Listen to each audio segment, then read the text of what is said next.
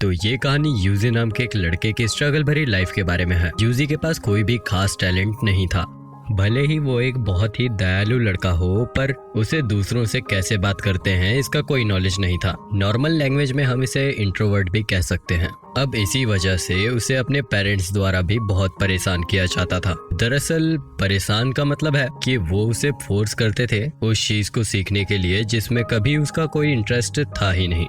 वो चाहते थे कि 16 की एज तक यूजी एक परफेक्ट सोल्जर बन जाए, लेकिन दूसरी तरफ वो ये भी जानते थे कि वो ऐसा नहीं कर सकता क्योंकि वो उसकी बहन काजुकी से बिल्कुल उल्टा है। दरअसल काजुकी उसकी बड़ी बहन है, साथ ही वो एक जीनियस है, इसीलिए यूजी उसे अवॉइड करना ही पसंद करता है। लेकिन दूसरी तरफ काजुकी उसके छोटे भाई यूजी का पूरा ध्यान रखती थी। वो हमेशा उसके साथ टाइम स्पेंड करना पसंद करती थी। वो दोनों साथ में कई खेल खेलते थे। साथ ही काजुकी यूजी को पेंटिंग बनाने के लिए भी मोटिवेट करती थी, लेकिन फिर भी यूजी की पेंटिंग कभी भी काजुकी जितनी अच्छी नहीं थी। पर फिर भी काजुकी यूजी को समझाती है कि आगे चलकर तुम्हारी भी सब जरूर तारीफ करेंगे।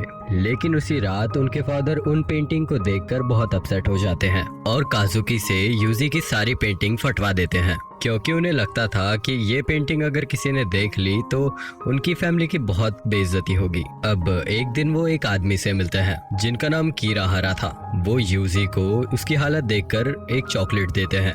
फिर हम देखते हैं कि काजुकी की पेंटिंग इतनी अच्छी थी कि वो अब उसकी फैमिली की मेन इनकम का जरिया बन गई थी। अब इस कारण से काजुकी अपने पेरेंट्स की ओर ज्यादा खास बन गई थी। साथ ही यूजी के प्रति उनका बर्ताव अब और भी खराब हो गया था। अब एक दिन वो बाहर खाना खाने जाते हैं, लेकिन यूजी को साथ नहीं ले जाते। साथ ही ऐसा कई बार होने लगता है। अब एक दिन जब बाहर खाना खाकर काजुकी वापस घर आती है तो वो देखती है कि उसका भाई एक खाई हुई बासी ब्रेड का टुकड़ा खा रहा है। साथ ही वो टुकड़ा इतना पुराना और कड़क हो चुका था कि उसे पानी में डालकर पहले खाने लायक बनाना पड़ रहा था। अब काजुकी उसे रेफ्रिजरेटर के पास लेकर जाती है और कहती है कि तुम इसमें से निकालकर अच्छा खाना खा सकते हो।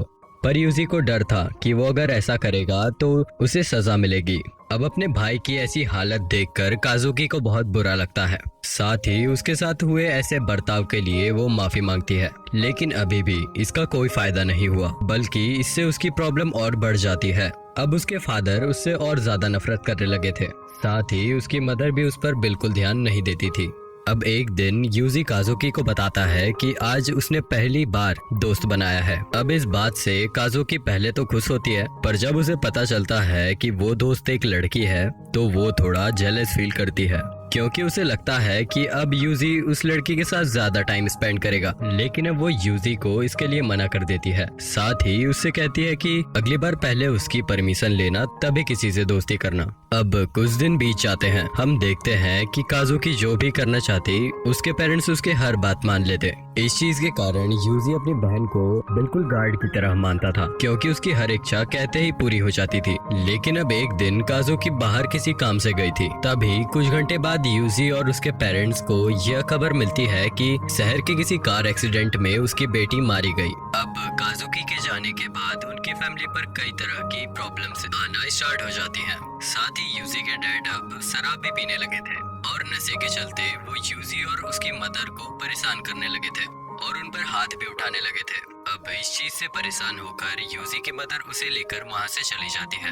अब यूजी और उसकी मदर साथ में ही एक नई लाइफ की शुरुआत करते हैं। यूजी की मदर हार्ड वर्क कर कर यूजी की हर एक जरूरत को पूरा करती है। साथ ही अब अपने डैड के साथ ना होने से यूजी बहुत खुश था, लेकिन ये खुशी एक साल से ज्यादा नहीं चलती। एक दिन उसके फादर उन्हें ढूंढते हुए वहाँ पहुँच जाते हैं। साथ ही अब वहाँ आकर यूजी की मदर से शराब के लिए पैसे मांगने लगते हैं। अब उनकी बात मानने पर भी वो यूजी की मदर को परेशान कर रहे थे।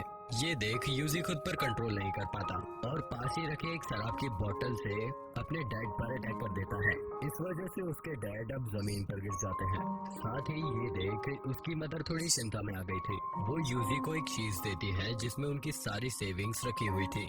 साथ ही वो उसे कहती है कि तुम अभी यहाँ से चले जाओ, मैं कुछ देर बाद आ जाऊंगी। अब भोला भाला यूजी वहाँ से चला तो जाता है, पर ज्यादा देर लगने साथ ही पुलिस के सायरन की आवाज के कारण वो वापस लौट आता है। अब वहाँ आकर वो देखता है कि कुछ लोग एक बॉडी को ले जा रहे हैं। और उस बॉडी के हाथ में वही घड़ी थी जो उसके डैड पहना करते थे। अब अंदर जाने पर वो देखता है कि बहुत से डिटेक्टिव वहाँ पर छानबीन कर रहे थे और ये छानबीन एक मर्डर सीन की थी जिसका आरोप उसकी मदर पर लगा था। अब ये देखने के बाद वो वहीं बेहोश हो जाता है और जब उसकी आंख हॉस्पिटल में खुलती है तो वो एक लेटर पाता है जिसे उसकी मदर ने उसके लिए लिखा था।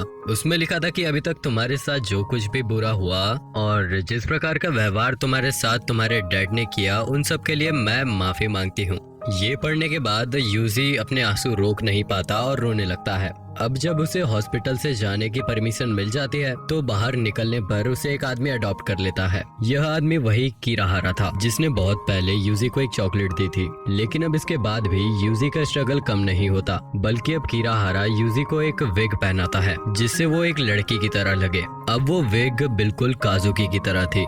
पर अब एक दिन एक आदमी उसे गलत तरह से छूने की कोशिश करता है, लेकिन यूजी उस आदमी को ही जान से मार देता है। अब जब ये बात कीराहारा को पता चलती है तो वो यूजी से बहुत इम्प्रेस होता है। साथ ही अब वो यूजी की काबिलियत को समझते हुए उसे अपने ट्रेनिंग कैंप पर ले जाता है। वो यूजी को अपना टूल बनाना चाहता है। साथ ही यूजी भी उसके लिए तैयार था, क्योंकि यूजी का मानना था कि कीराहारा ने उसे अडॉप्ट कर उस पर जो एहसान किया है उसका बदला वो इसी चीज से चुका सकता है। तो अब ट्रेनिंग कैंप के अंदर उसकी कई तरह की एबिलिटीज बाहर निखर कर आती है। अब इस वजह से वहाँ रहने वाले बाकी स्टूडेंट उसे पसंद नहीं करते और उसे बुली करना चालू कर देते हैं। लेकिन अब उन सब में एक लड़की भी थी जिसका नाम मर्लिन था।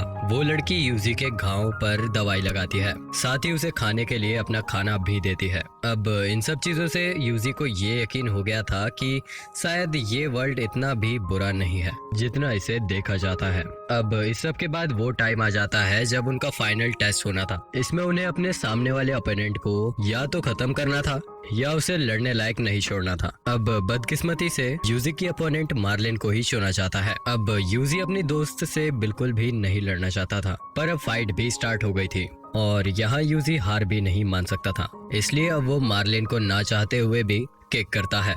उस किक की वजह से मार्लिन दर्द के साथ जोर से चिल्लाती है, जिसको सुनकर अब यूजी के सामने उसकी मदर आने लगती है। साथ ही वो ऐसा महसूस कर रहा था कि वो पूरी तरह अपने डैड के जैसा बनते जा रहा है। अब ये बात मन में आते ही यूजी अपना होश खो देता है। अब इसी चीज का फायदा उठाते हुए मार्लिन उस पर अटैक कर देती है, जिससे वो जमीन पर गिर जाता है। साथ ही अब मार्लिन उसे हंसते हुए पंच मारने लगती है और लास्ट में एक किक मारकर इस लड़ाई को एंड करती है। अब लड़ाई के लिए वो यूजी से इस सब के लिए माफी मांगती है। साथ ही वो रो भी रही थी, पर यूजी को उसकी बातें उसकी मदर की बातों की तरह लगती हैं।